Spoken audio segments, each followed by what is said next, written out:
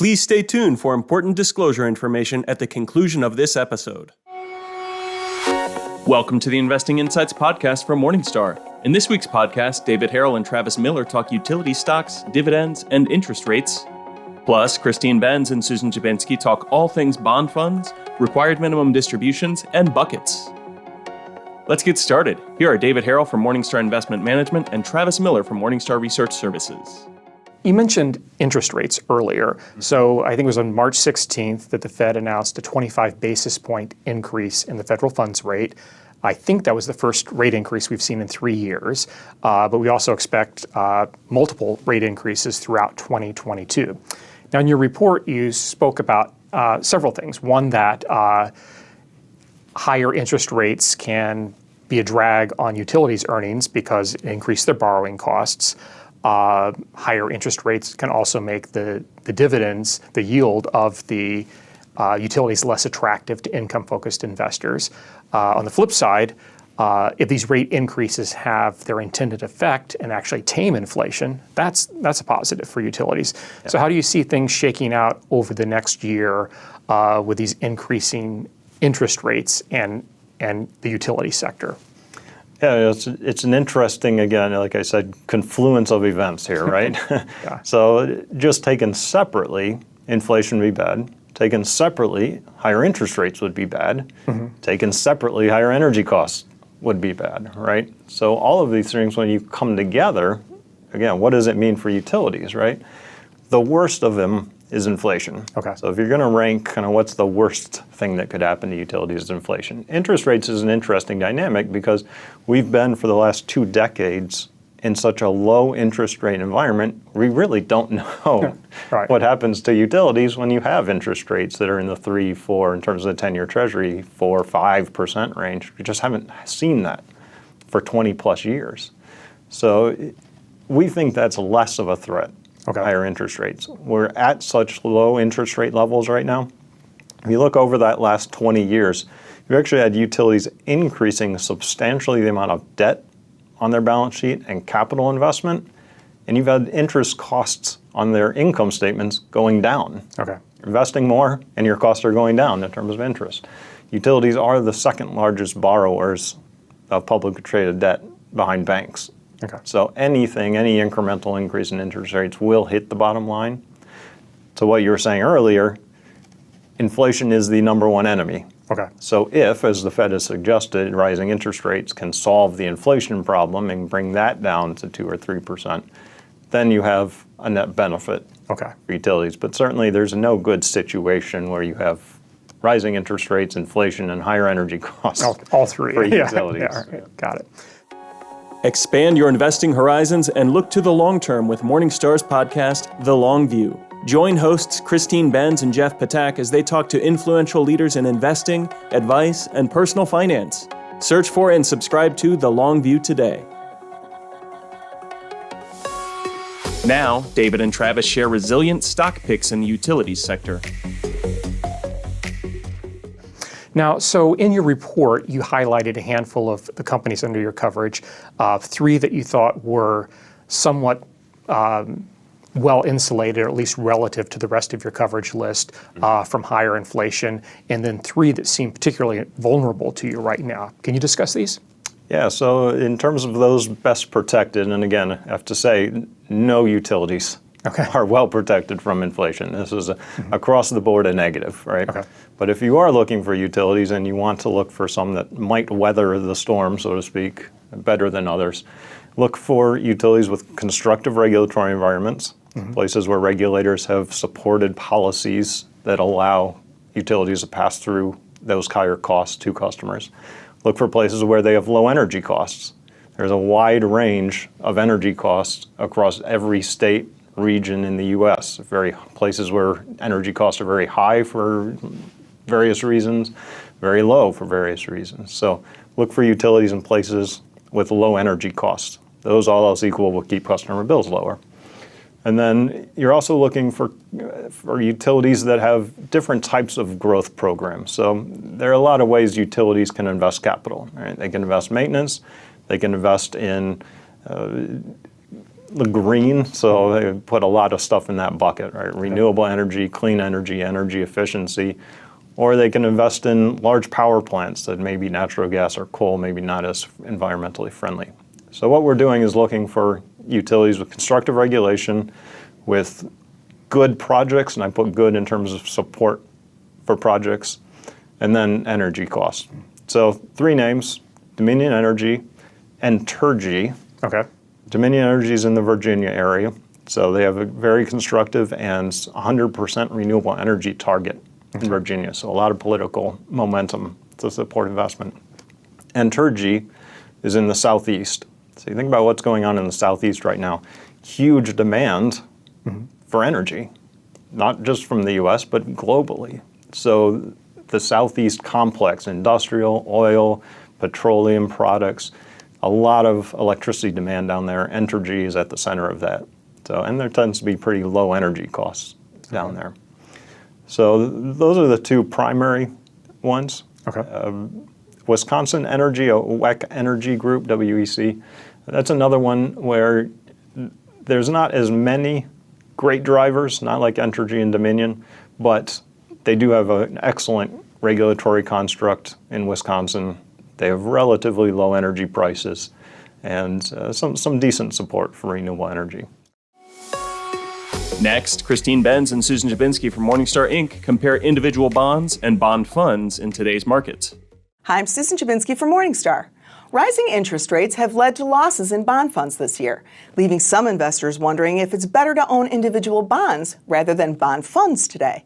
Joining me to discuss that topic is Christine Benz. She's Morningstar's Director of Personal Finance and Retirement Planning. Hi, Christine. Good to see you. Hi, Susan. Good to see you. So let's talk a little bit about walking through why bond fund holders can experience losses in a period of rising interest rates. Sure. So as a bond fund holder, you're basically holding a basket of individual bonds.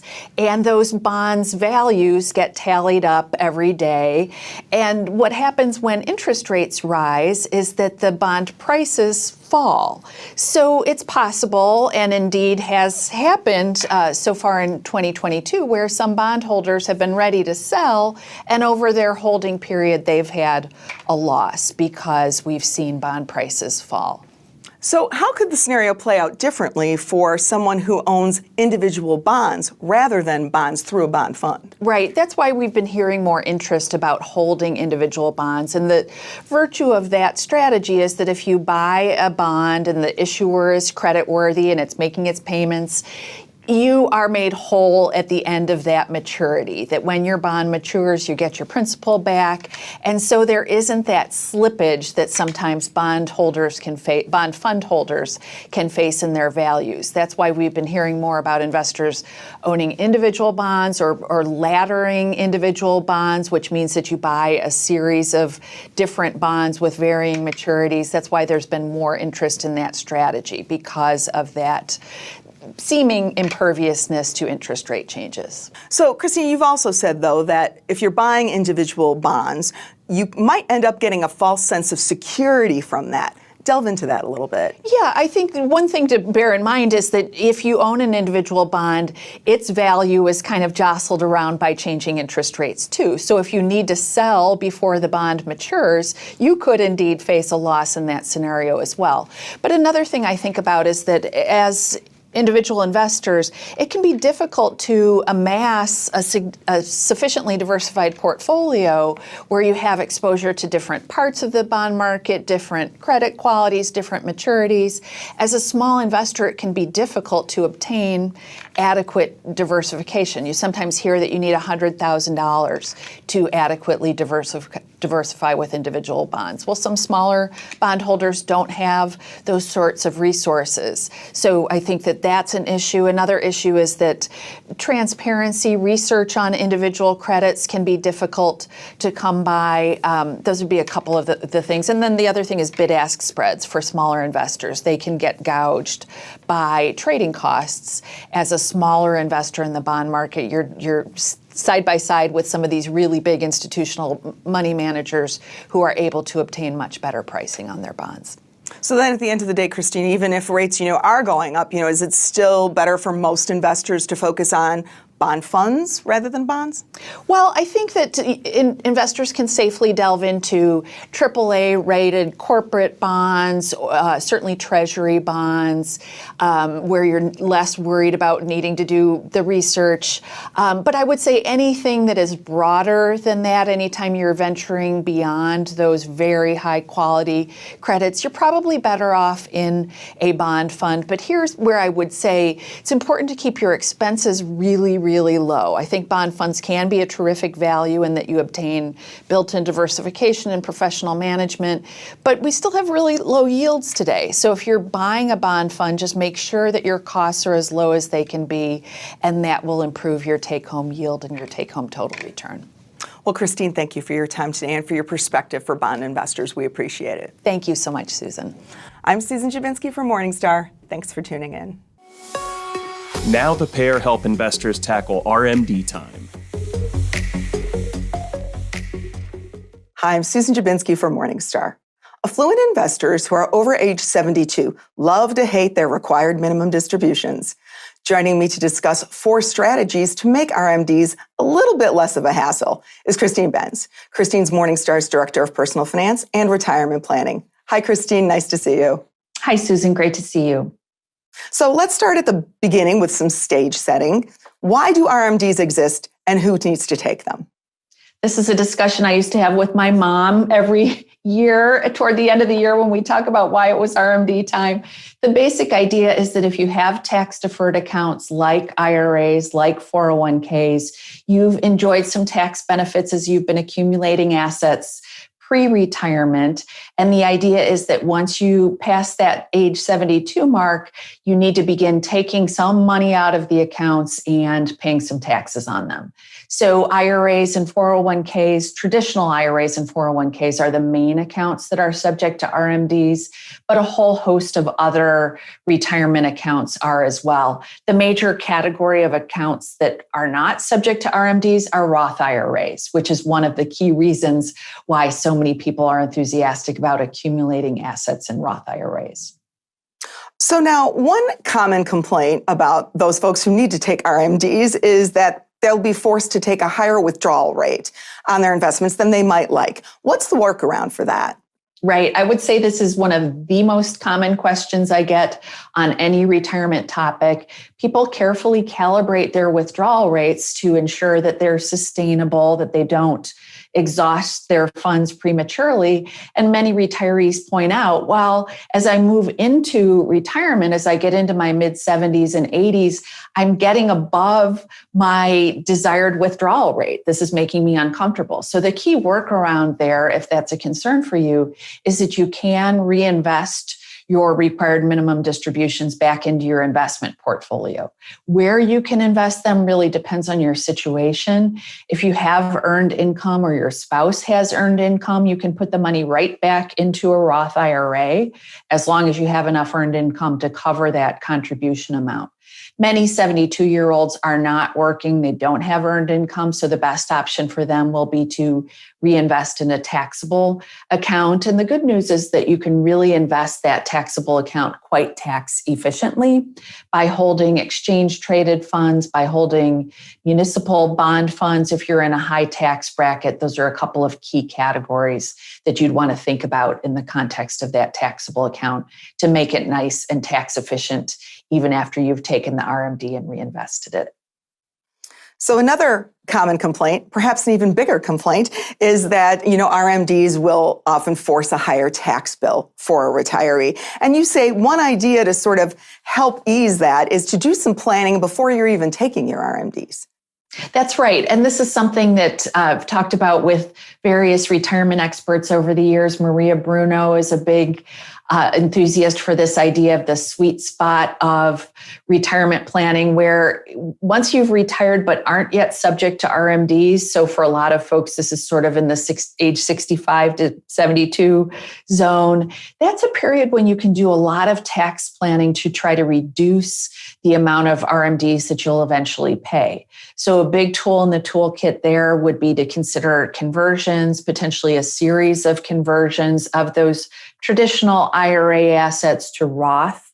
that might be appropriate, and the Roth assets, as I've said earlier, would not be subject to RMDs. You might even accelerate withdrawals from tax-deferred accounts in those pre-RMD years with an eye toward reducing your balance that is subject to RMDs, and that can have a variety of beneficial tax effects later on once you are subject to RMDs. And assuming you're taking Social Security at that time, it can reduce the tax on your Social Security benefits as well. So definitely take advantage of those early retirement years to help reduce the amount of RMDs that you'll eventually have to take. So Christine, let's talk a little bit about qualified longevity annuity contracts and how they can be used to help reduce the amount of RMDs. Yeah, this is a great tool in the toolkit for retirees, especially those who are concerned about longevity, concerned about outliving their assets. This is a type of deferred annuity that someone could buy using tax-deferred assets.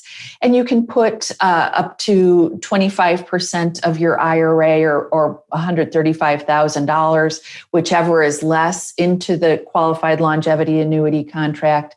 But the nice thing about the product is that because it'll begin paying you benefits, paying you income at some later date, often age 80 or 85, the amount that you've steered into the QLAC is not subject to required minimum distributions. So here's a spot to get some tax help, get some financial advice help to ensure that this makes sense in your situation. You don't want to buy a QLAC unless you have a need for it besides just reducing taxes. So make sure that it's appropriate, but it can be something to consider, especially because many retirees are concerned about outliving their assets, and they also want to keep a lid on the taxes that they pay from their investment accounts. Christine, lastly, you say that once RMDs do commence and you have to start taking them, charitable giving can help ease some of the pain associated with RMDs. Talk a little bit about that. Absolutely. So the best tool in the toolkit for retirees who are charitably inclined and are subject to RMDs or about to be subject to RMDs is to consider using the qualified charitable distribution, which means that you take a portion of your IRA or your IRA and you steer it to the charity of your choice or charities of your choice up to $100,000.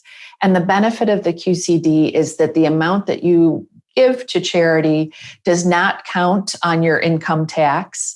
And it also reduces the amount of your portfolio that is subject to RMDs. And if you are subject to RMDs, it's deemed to satisfy your RMDs. So it's a really great strategy. It will tend to beat on a tax basis, pulling the money from the account and writing a check to charity. So it's definitely something to investigate. Even if you're not a super large giver, if you're a more modest giver, definitely consider running your qualified charitable contributions through the IRA using the QCD. Well, Christine, thank you so much for these RMD strategies today. We appreciate your time. Thank you so much, Susan. I'm Susan Dziubinski with Morningstar. Thanks for tuning in. Lastly, Christine and Susan show us how to customize the bucket approach based on our specific needs. Hi, I'm Susan Dziubinski for Morningstar. The bucket approach to retirement portfolio planning has gotten more popular, but one size doesn't fit all when it comes to buckets. Joining me to discuss how to tailor a bucket approach to suit your own situation is Christine Benz. She's Morningstar's Director of Personal Finance and Retirement Planning. Hi, Christine. Good to see you today. Hi, Susan. Good to see you too. So let's start with sort of a basic outline of how the bucket system works and how does it work and what are the pros and cons? Sure. First of all, I always credit Harrell Travis, a financial planner and professor in financial planning, for really putting the bug in my ear about the bucket strategy so many years ago. And the basic idea is that you are holding cash in your portfolio to meet near-term living expenses. And then from there, you're kind of stepping out on the risk spectrum with your portfolio. And basically, you're using your anticipated spending horizon to determine how much you would invest in each of the buckets. So in my basic bucket system, I've got 2 years worth of portfolio withdrawals in cash.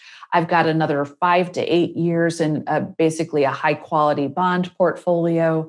And then the funds that you might use for the years beyond that are parked in equities. So that's the basic framework. I think it's a very intuitive way of organizing a portfolio and kind of backing into a situation appropriate asset allocation mix. So I would say that's the main positive of the bucket approach. People really get it. I talk about it a lot and I can kind of see the light bulb go off. And I like that it takes something that's oftentimes really sort of black boxy, which is asset allocation. And I think it makes it intuitive and understandable. So that's the major benefit to bucketing in my view. In terms of the major drawback, I would say it's that it can get a little bit complicated, especially in terms of keeping the buckets maintained on an ongoing basis. So unfortunately, there's not any sort of set it and forget it bucket system. You need to keep things running along. You need to keep refilling that cash bucket as you spend from it. And that entails a little bit of art and science as you rebalance and draw income distributions and everything else. And then a further complicating factor is that most people aren't just bringing a single account into retirement. They're bringing oftentimes multiple accounts with different tax characteristics. And so marrying that 3-bucket system with multiple accounts can further complicate things. Now, you've built and maintained several different model bucket portfolios on Morningstar.com. How do you suggest investors use those? Should they take them and just sort of run with it? Or how should they think about perhaps customizing that to their own situations? Yeah, I love the idea of people customizing these based on their own situations. And the way I would go about it is that I would start by thinking about my anticipated portfolio spending. And then I would look at all my non-portfolio sources of income. For a lot of us, this will be Social Security. For some people, although a shrinking share of the population, this will be a pension. So you want to subtract out those non-portfolio income sources. And then the amount that you're left over with is the amount that you would be spending from that portfolio annually. And then you want to spend a little bit of time stress testing that amount to make sure that it's sustainable. Our team and certainly lots of other researchers have looked at what's a sustainable withdrawal rate, but you'd want to make sure that whatever you're planning to take out does look sustainable over your anticipated in retirement time horizon. But then use that amount, assuming that it is sustainable, to decide how much you drop into each of those buckets. So if, for example, I determine that my portfolio spending is going to be $50,000 a year, and I want to use a basic bucket structure, I would have perhaps $100,000 in cash investments. And then I would graduate on to the more aggressively positioned buckets from there. But I would use my portfolio expenditure as that's kind of the key building block when I'm customizing a bucket approach for myself. Now, you say that investors should also consider their non-portfolio income sources in retirement when they're sort of looking at how they might think about or maintain their buckets. What do you mean there? Well, I mean, they should not just look at how much they expect from those non-portfolio income sources, which I just talked about, but also think about the timing of those non-portfolio income sources. So one strategy we often talk about in the realm of retirement planning is the value of being able to delay Social Security filing. So the net effect of that for a lot of retirees who plan to use that approach is that their early years of retirement might be a little heavier in terms of their expenditures from their portfolio. And then it might lighten up when those Social Security benefits come online. So you'd want to factor in just not how much you expect from those non-portfolio income sources, but also what the timing might look like.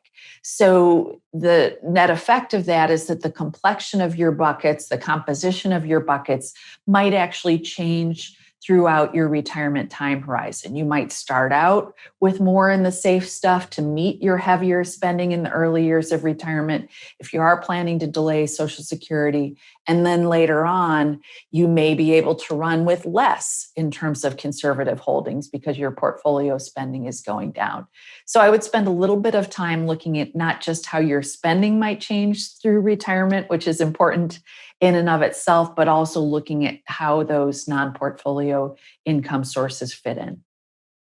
And then, Christine, the bucket system that you've been talking about is, traditionally a 3-bucket system, but you say there may be a case for some people for a 4th bucket. Let's talk about that.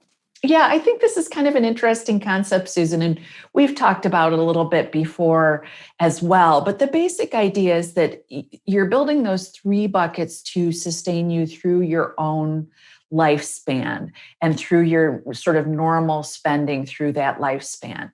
But I think a 4th bucket could come in handy in a couple of instances. One would be if you do not have long-term care insurance and you're concerned about long-term care expenses later in life. It seems that potentially there could be utility in having that 4th bucket to house those long-term care costs. So you could invest it probably the most aggressively of your 4 buckets because you would probably tap those assets later in life.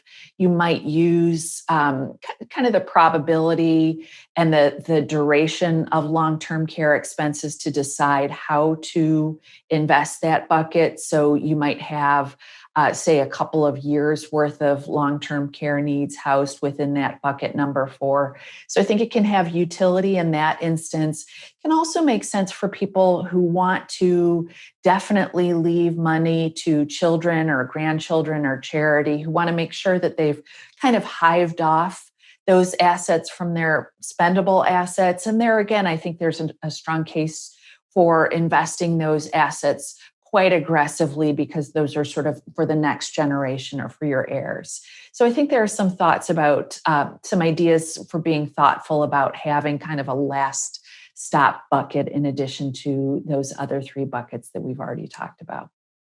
Well, Christine, thank you for your time today and for helping us think about how we might customize this bucket portfolio approach to ourselves. We appreciate it. Thank you so much, Susan. I'm Susan Dziubinski with Morningstar. Thank you for tuning in. That does it for this week's Investing Insights podcast from Morningstar. We hope you have enjoyed our program and we welcome your feedback.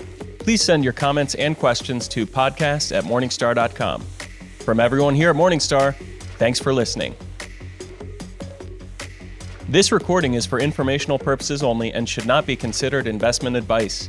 Opinions expressed are as of the date of recording. Such opinions are subject to change.